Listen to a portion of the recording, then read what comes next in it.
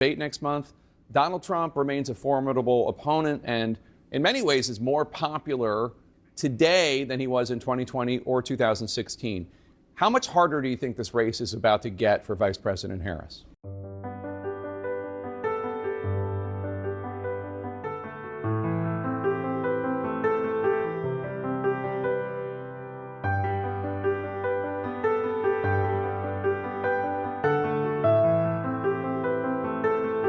Democrats made a clear effort at the DNC to frame Vice President Kamala Harris as the candidate of change. Take a listen. Our nation with this election has a precious, fleeting opportunity, a chance to chart a new way forward. So I don't know about you. I'm ready to turn the page on these guys. We're not going back. America's ready for a new chapter. America's ready for a better story. A new chapter? I mean, she's the incumbent vice president. Democrats have controlled the White House for 12 of the last 16 years. How can Democrats talk about a new chapter turning the page? You guys are the ones writing the book. Well, you know that that's not true, Jay, because you know politics like I do. Right now, we see the MAGA Republicans in Congress killing all kind of pragmatic policies that we need to get done. On the most contentious issue, we had a bipartisan deal settled on by Senator Lankford, a right-wing Republican, and Chris Murphy, a blue state Democrat. And what killed that deal, what killed the pragmatic progress, wasn't the sensible Republicans, but really people that were kowtowing to Donald Trump. His influence is egregious and incredible. From his appointment of 3 people to the Supreme Court that are now rolling back the most fundamental of our rights and freedoms, like bodily autonomy and reproductive rights. So to say that the MAGA Republicans are not still undermining common sense, pragmatic, sensible politics is just wrong. And what I know this election can do is finally kill that strain of the Republican Party in a way that I think helps the pragmatic Republicans come back. I'm one big believer. We get a lot more bipartisan work done than people realize. I just can't stand this tribalism, this zero-sum game, us versus them. If there was any theme in this campaign that I loved, and it was evident by how many Republicans spoke at this convention, people who are not Democrats, who will, once we get back to sort of the McCain party or even the Bush party or the Reagan party, will probably go back to voting Republican. This is really a binary choice. Are we going to have the politics of Donald Trump, which is smear and fear, denigration and demeaning, or are we going to have a page be turned in America where we get back to coming together, meeting in the middle, showing that we can compromise and actually get big things done as a nation? All right, guys, we're going to watch this CNN clip of Jake Tapper, how he grilled Senator Cory Booker on the Democrats' messaging strategy.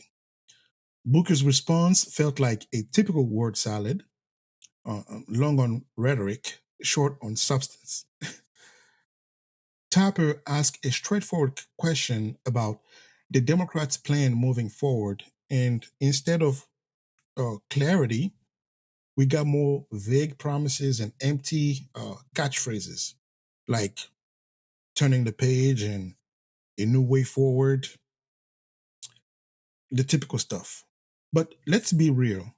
The irony here is staggering. This new way forward they're touting is coming from the same administration that has driven this country into the ground over the past 3.5 years. Booker and the Democrats can try to rebrand all they want, but they can't run from their record. Their slogan right now seems to be, "We're not going back." Honestly, who would want to go back to the failures of the Biden-Harris administration? High prices, skyrocketing inflation, a crumbling border. These are the realities we've faced under their leadership. And now they want to act like they're offering something new. It's laughable. Let's talk about those so-called disastrous policies. Under this administration, inflation hit a 40-year high, peaking at 9.1% in June 2022. Gas prices, they've been through the roof, with the national average soaring past $5 a gallon last summer. And let's not forget the crisis at the border. Since Biden took office, we've seen record numbers of illegal crossings, with nearly 2.4 million encounters in 2022 alone. These are hard facts, not partisan spin. And yet, the Democrats want to pretend like all of this never happened and blaming Trump as if he's the one in charge. It's absurd. The Democrats can try to distance themselves from the mess they've created, but the American people aren't buying it. They don't want to turn the page or move forward if it means continuing down this same disastrous path. The choice is clear. We need to go back to what worked before this administration. When the economy was strong, our border were secure, and America was truly on the path to greatness. That's why we need to bring Trump back to make America great again. Not just in name, but in reality. Let's watch more. This time, 8 years ago, Democrats had a successful convention. The nominee, Hillary Clinton, enjoyed a big polling lead. Donald Trump reeling from controversy after controversy, many of them self-inflicted wounds. And then he won. Harris is expected to sit down for her first major interview soon, perhaps as soon as this week. She has the debate next month. Donald Trump remains a formidable opponent and in many ways is more popular today than he was in 2020 or 2016. How much harder do you think this race is about to get for Vice President Harris? You know, she's framed it right. We are in a neck and neck race, the underdogs. It still is a Goliath out there that we're fighting. I love Walsh's football terminology, something that I know intimately as a former ball player myself. It is like they're up by a field goal. But yet this is a winnable election. We still have the momentum and the energy, and America is still getting to know sort of the pragmatism and the policy and the heart and the spirit of Kamala Harris. I like our positioning. We're still behind. We're still dealing with somebody that we almost have to remind folks of how disastrous his term was. He thinks he's better on the economy and the budget. Well, he's the person that blew trillions of dollars of a hole in our deficit, giving overwhelmingly tax cuts to the wealthiest in America or our wealthiest corporations. He's the one that met one of our biggest trials, COVID, by telling people we should be injecting bleach. He's the one that played the politics of division and pitting one part of America against another part of America. The more people focus on this and his record of taking away individual rights, tearing down Roe v. Wade, his record, the more people realize that and listen to him, just listen to him. He can't even focus on policy. This guy is out there personally attacking folks. And it's so indiscriminate. I don't think Kamala Harris takes it personally because he was just as demeaning and degrading to Nikki Haley, to DeSantis, to Chris Christie, to John McCain. This is a spirit of America. And I think the best thing about the convention, as Maya Angelou says, people often forget what you said, but they'll never forget how you made them feel. The energy coming out of the Democratic Convention was about healing, about unity. I know it was called the Democratic National Convention, but the reality is with the Republican presence, with the appeals to America, with the chants of USA, USA, I hope people understand that this is not about right or left. This is about a party now that wants to heal, bring people together, and move all of America forward. And for folks at home who didn't understand Senator Booker's football reference, he played for Stanford. He was not a professional football player. It is as striking. Wow. I just don't want any of the fact checkers to come at you. I'm just trying to help you here.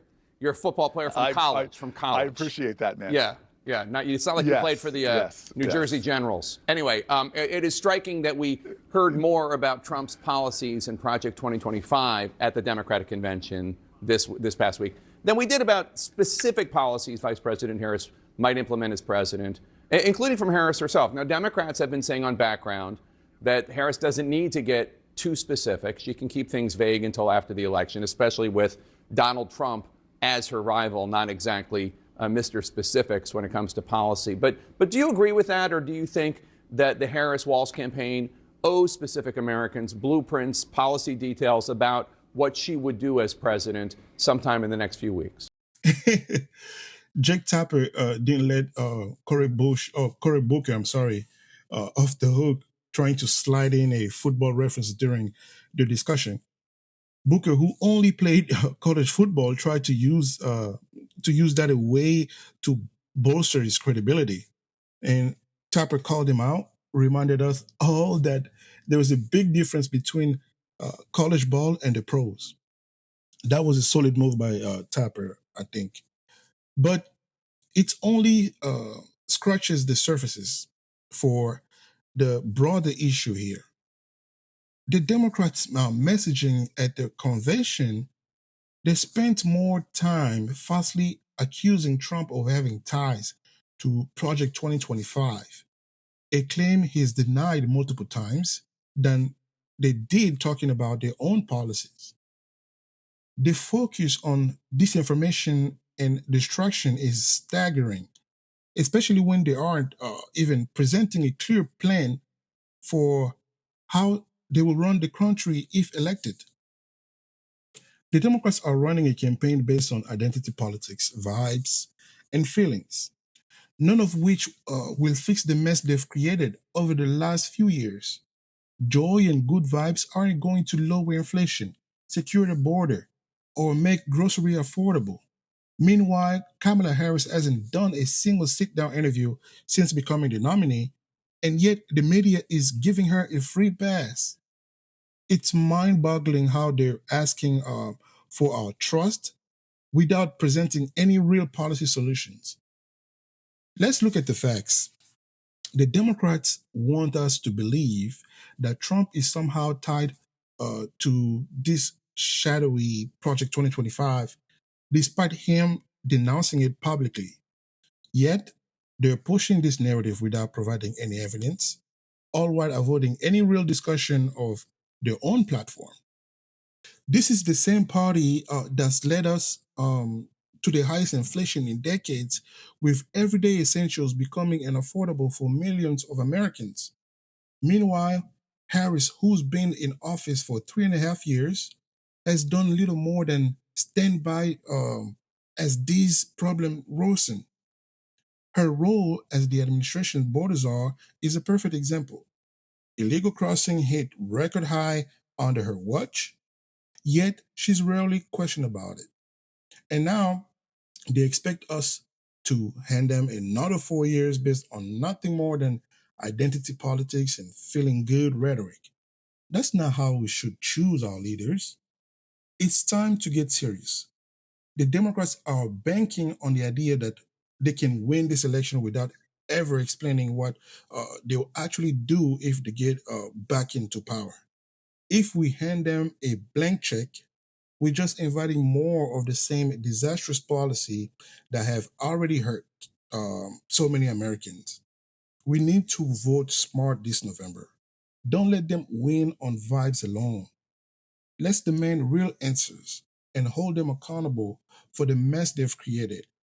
Now, it's crazy. Let's dive deeper into what this means for the future of our country.